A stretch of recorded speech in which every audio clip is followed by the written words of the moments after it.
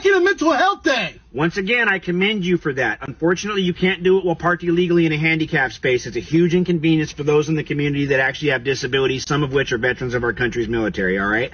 I am going to help you avoid paying a really expensive fine today by giving you this fix-it ticket. To fix what? Is that a Ukrainian flag hanging from your rear view that says Biden 2024 on it? Yes. Yes, okay. it is. Okay. So you are retarded. This gives you 2 weeks to consult with your care provider, get some sort of a certification or a diagnosis that proves so. That actually was pretty funny. Okay, enough. Don't listen to this guy. Everything's conspiracies with him. Not conspiracies. Conspiracy. Singular. Reaching back to ancient Egypt, there's been a single cabal of powerful individuals directing the course of human history. But the common man prefers to believe they don't exist, which aids their success.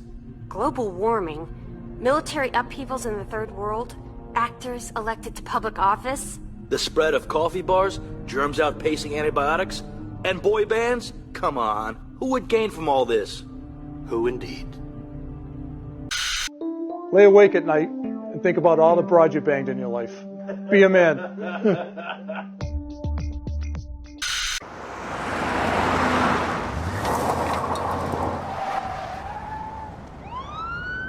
Oh, Christ.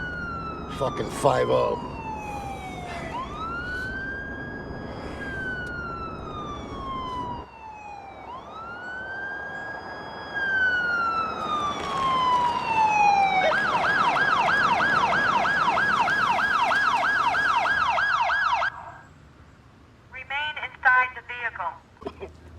Oh, yeah, this is terrific.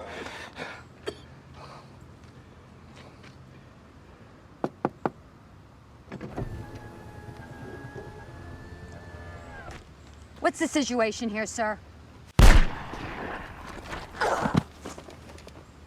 Let's get the fuck out of here, Louis.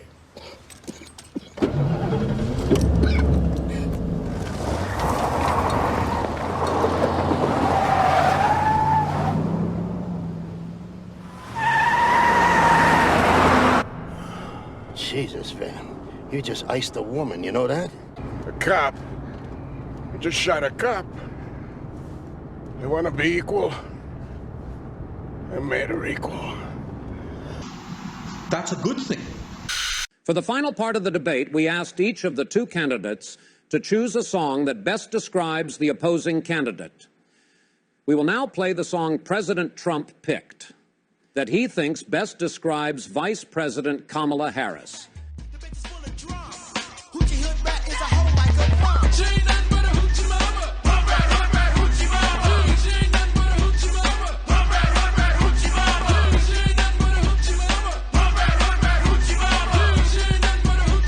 You don't have to go to hell. You're in hell. This is hell. This is hell. This is hell. Because democracy basically means government by the people, of the people, for the people. But the people are retarded. Then strangled them, and finally dismembered their bodies. Right. You're listening to Kalon's Home of the Apocalypse. The calling question of the day is who will be the new king? I'm sending in an ICBM across the wasteland for all of you on the yellow brick road to Vegas looking for a hero. If you find one, send him my way, baby.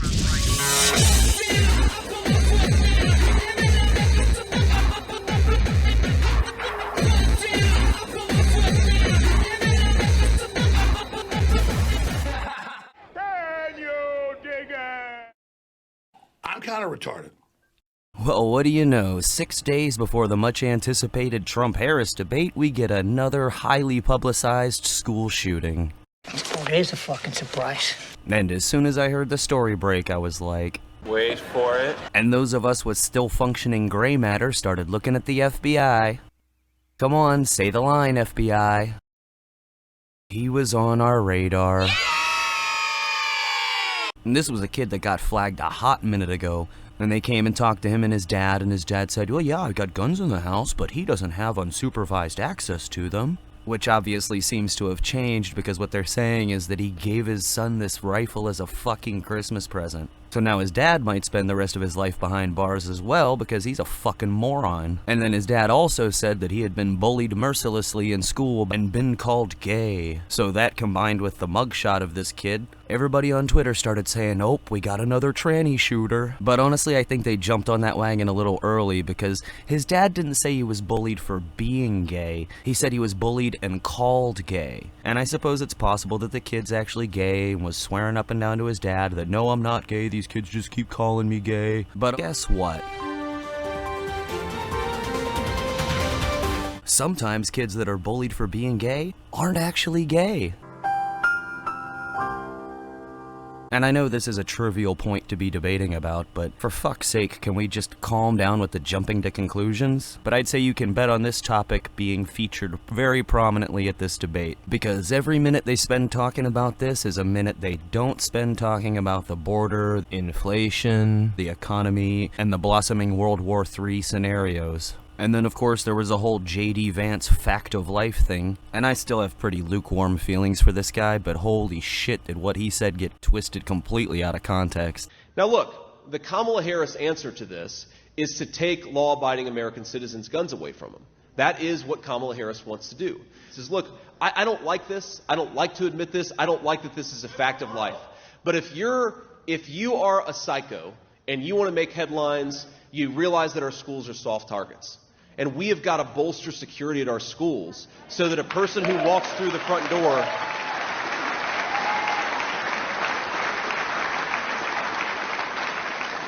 we've got to bolster security so that if a psycho wants to walk through the front door and kill a bunch of children, they're not able to. And again, as a parent, do I want my kids' school to have additional security? No, of course I don't.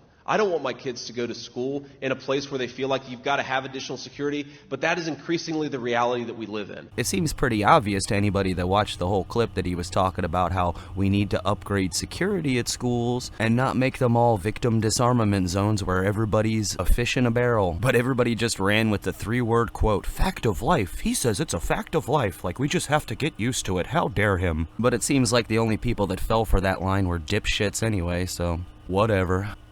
And they also decided to finally wheel that old bag of bones we call a president off of Rehoboth Beach to do a little press conference. And oh, look at this adorable little desk. It's the Fisher-Price My First Resolute desk. I had one just like it when I was 6 years old. And other than the comical value of this, it was basically meaningless. Of course, you had the usual mumbling and babbling. That's what's being highlighted. We're doing that today to highlight and show we're just getting started. The tooting his own horn on all the wonderful things he's been able to accomplish. COVID no longer controls our lives. We've gone from economic crisis to the strongest economy in the world, literally. A record 16 million new jobs, record small business growth, record stock market, record high 401ks, wages are up, inflation is down, way down, and continuing to come down. The lie detector determined that was a lie. And then at the end of it, him chuckling at the thought of having to answer questions from the press. May God protect our troops.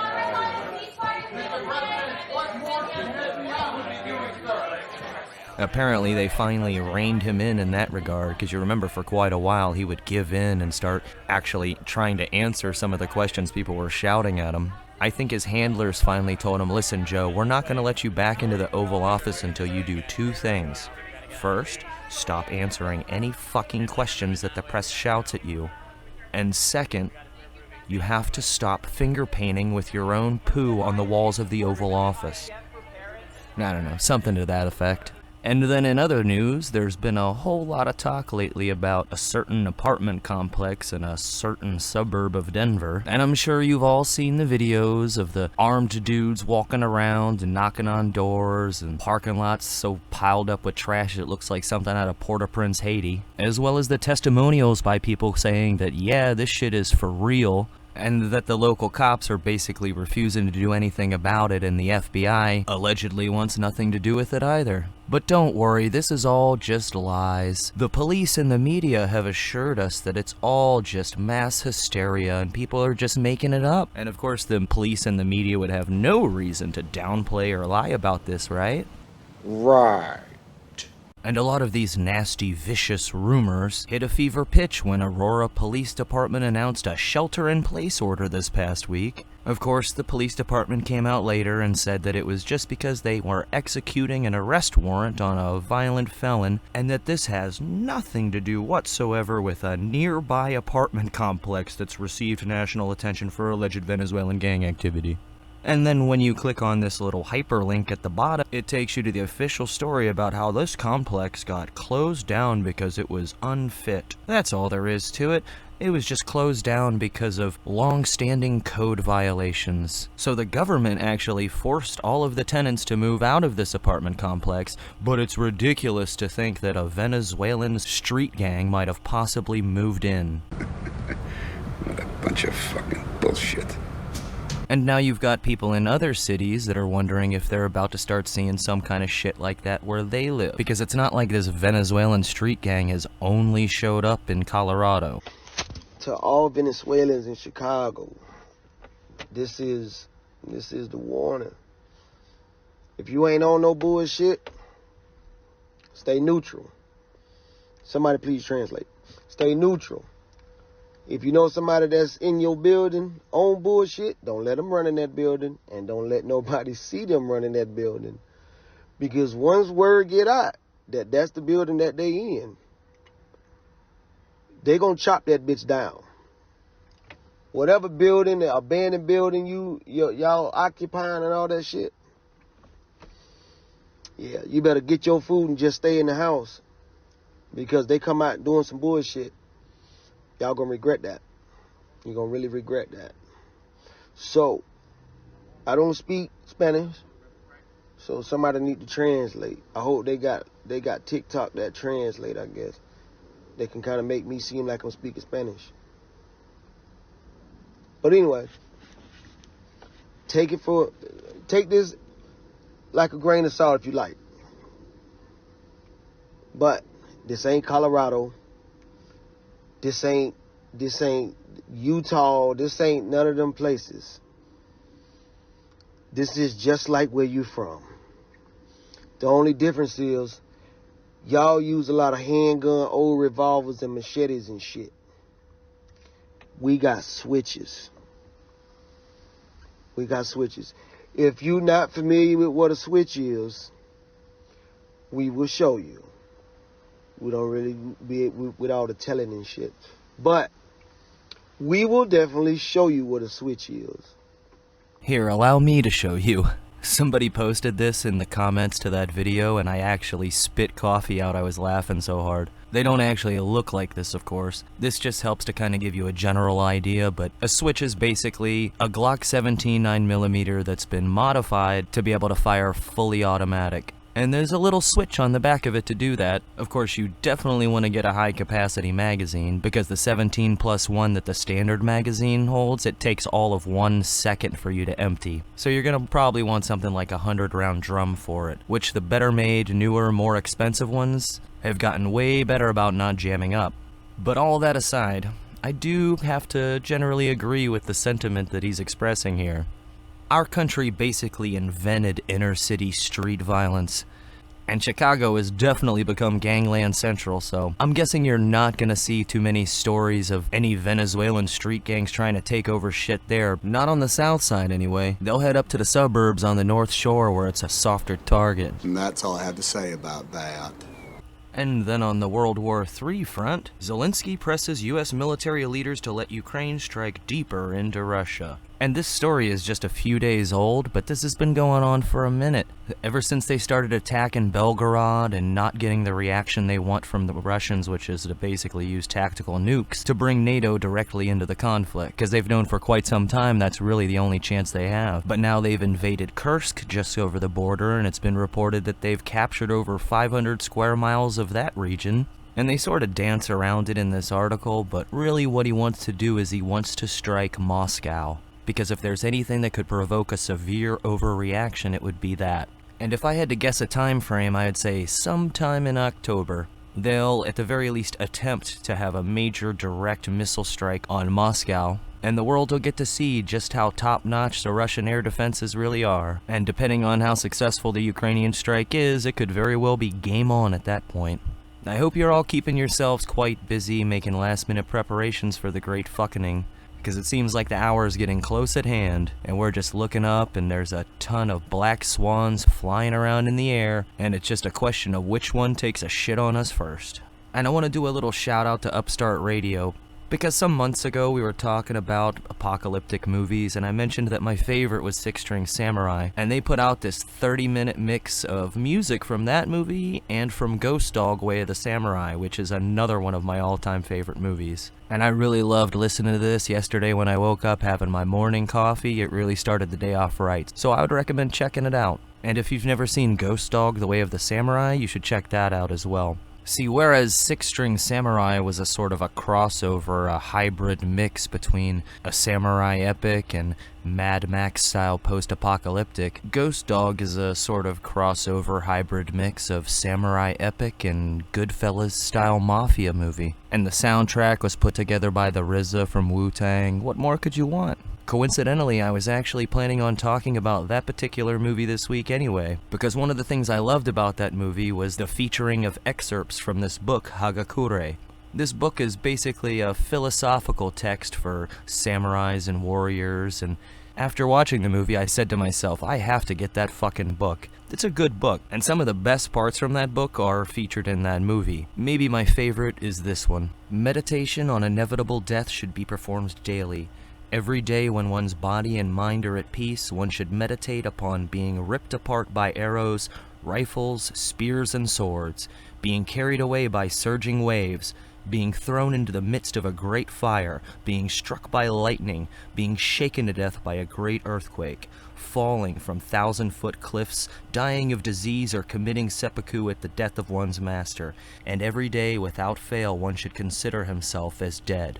Now, the one thing I really disagree with about samurai philosophy is the regaining honor by committing ritual suicide. Sorry, I just can't get down with that concept. But on a side note, disemboweling yourself with a sword is some pretty hardcore shit. But the reason why I love this quote is because I do agree with that you should at least make an attempt to mentally prepare yourself for what is inevitable. The more that you've calmly pictured in your mind these terrible things happening, the more likely you are to not freak out and act like a bitch if you actually have to face any of those scenarios. The ability to confront it with a calm sense of mind might actually save your life. But at the very least, you'll be able to go out like a man.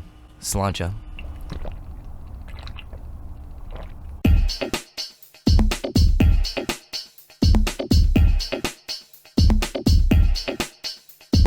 All I have in this world is my thoughts and my word, and I don't break them for no one. You understand? So say good night to the bad guy. So say good night to the bad guy. So say good night to the bad guy. So say good night to the bad guy. Come on. Come on.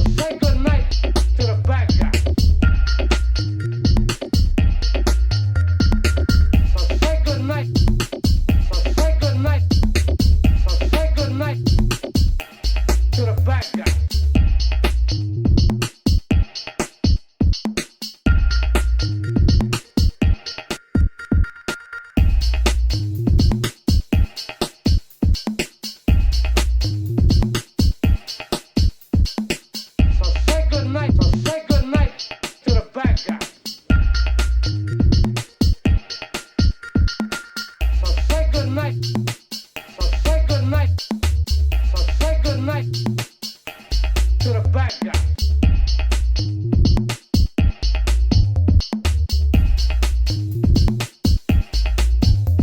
I told you, don't fuck with me. I told you, don't fuck with me.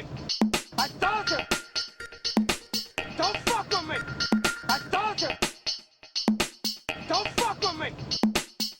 You stupid fuck. Look at you now.